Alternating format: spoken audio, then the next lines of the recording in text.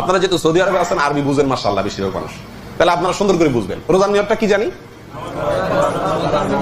নাওয়াইতু আন আসুমা গাদান, বাস আর লাগবে না, আমার একটু কইলে হবে। নাওয়াইতু আন আসুমা গাদান, নিয়তটা কখন করা হয়?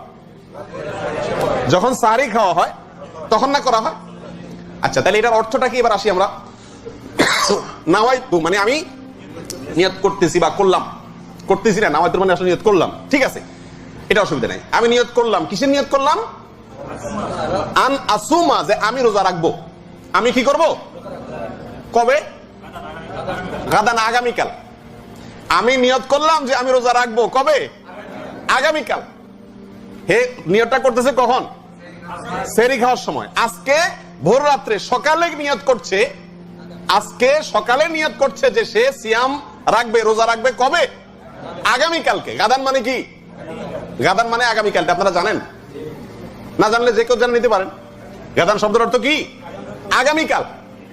হায় হায়, তো যদি নিয়ত ছাড়া, এই মুখের নাওয়াইতু আন ছাড়া রোজা হয় না, যারা এটা মনে করে তাদের সারা জিন্দেগির রোজা তো হয়ই নেই, কারণ সে আজকে রোজার নিয়তই করে না, নিয়ত করছে কবে? আগামীকালকে। কথা কি বুঝতে পারছেন? কত হাস্যকর বিষয়টা চিন্তা করে। অর্থাৎ এই আরবি যারা বানাইছে, এই আল্লাহর বান্দারা ভালো করে আরবির অর্থ বুঝে সুঝে নেই, মনে করছে সূর্য উঠলে বোধহয় কি হয়? নতুন দিন হয়, এই জন্য ওই পরের সকালটাকে ধরছে আগামীকাল। অথচ ইসলামী দৃষ্টিতে দিন শুরু হয় কখন? সূর্য ডুবে গেলে মাগরিবের থেকেই দিন শুরু। তা আপনি ভোর রাত্রে নিয়ত করতেছেন আগামীকাল রোজার নিয়ত করলাম, অথচ রাখতেছেন আজকে।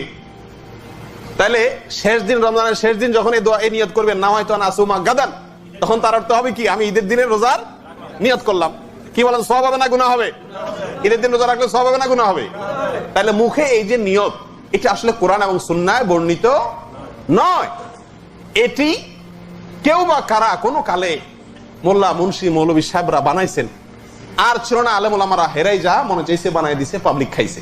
কিন্তু এখন আমরা গবেষণা করে দেখি এগুলো সব কি ভুল, আমরা সেগুলোকে পরিত্যাগ করব। ঠিক আছে ভাই?